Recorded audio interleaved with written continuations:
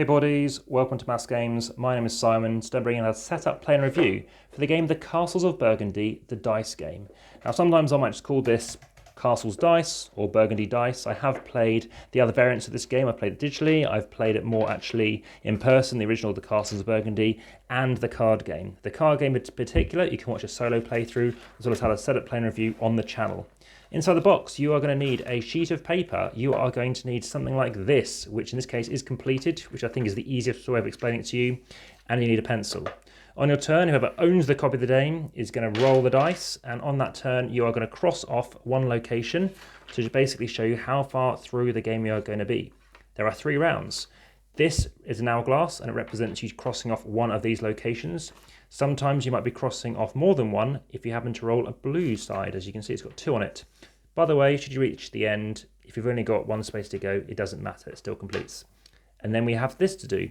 So right now we are looking to complete something here. But before you do that, you need to choose a place that you want to be crossing off. You can choose any of these locations, whichever you want it to be.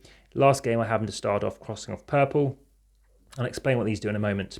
So right now let's just look at my options in this roll and write game. If you want to watch more roll and write games, you can of course do that on the channel. Please check that out.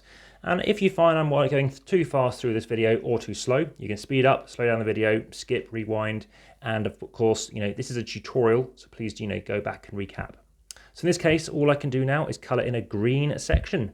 Also, all I can be coloring in is a 5 or a 6. So wherever I started from, for example, if I had already crossed in here, I cannot even reach these locations. If you cannot reach something, you are going to cross a wild off. A wild is orange down here. And by all means, will actually just zoom in a little bit, just so it's easier to see. So now you can see a bit more detail in this 4K recording. So now you are going to go and do it again. And I'll show you what happens when you start doing more stuff. Here we go, a double. So you're going to cross off 2 more spaces.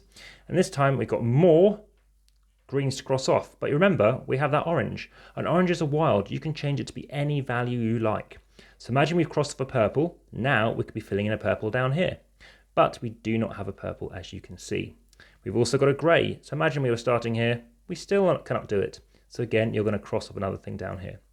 Let's start talking to you about these various things. So over here we have churches. So like Castles Burgundy, they're using that.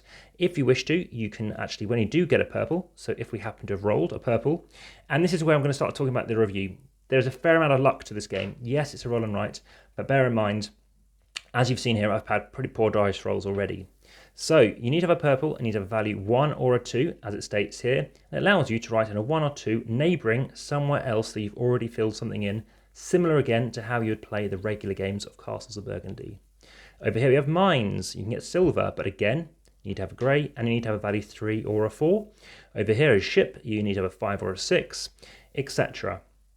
How do you score points? Well, there's a few ways to score points. Like the original, if you're the first to complete all of one kind of colour, you may score the victory points, a 3 obviously for castles, a 4 for farm manuals, etc. If anyone else does the same round, they're also going to get those victory points. Otherwise, they're going to score the lower value, in this case of 1 or 2. And you're going to write down your score when you happen to complete something straight away.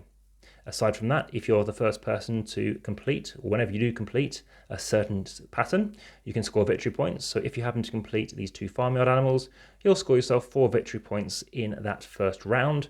Future rounds, it does get more, less impressive, less rewarding, less incentivizing. However, for animals in particular, you'll score double. As you can see, it's a ×2 value.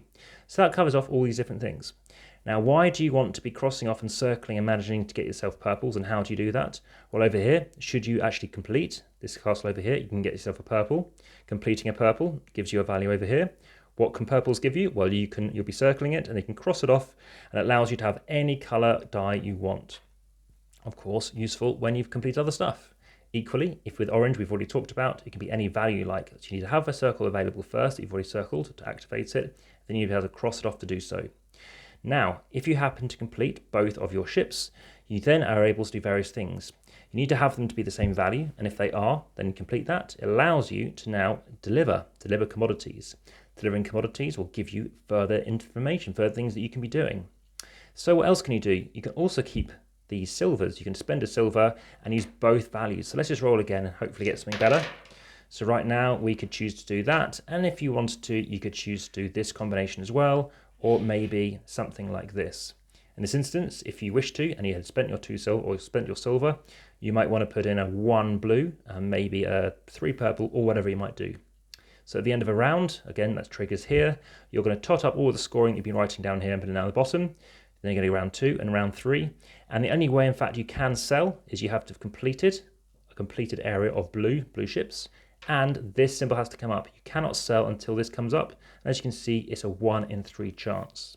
So you can complete 1 round. You're going to write your score on the bottom. You're going to go all over again in round 2 and round 3, and then do your final score. As I said, your score is going to be around totting in things here, completing various sections, and any other points which you might be able to get.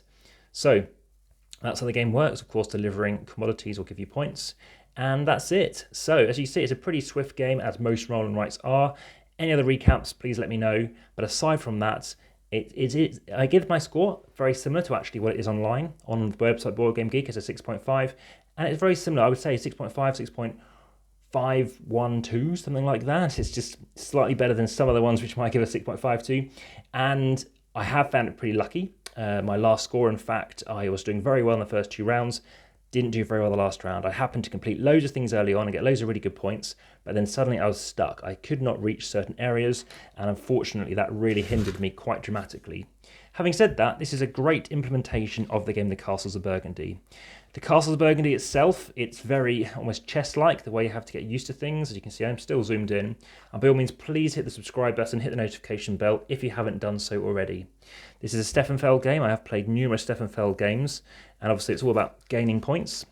But of course, if you like it, please let me know in the comments. Please subscribe if you haven't already, hit the notification bell. And aside from that, if you do go through and check out the description, you can support the channel via Patreon. You can follow over 2,300 photographs presently over on Instagram. And aside from that, if you want to, there are occasional giveaways via the Linktree. Now, any other news, please check out the Facebook group. And again, please share, and again, mentioned about thumbing up. I look forward to bringing more videos. This is a number of videos I've been doing in a row. This has been about 11 months, 10 months of doing videos daily, and look forward to discovering this. So this has been The Castles of Burgundy, the dice game by Ravensburger, and also, as you see, by Alia. Thanks for watching.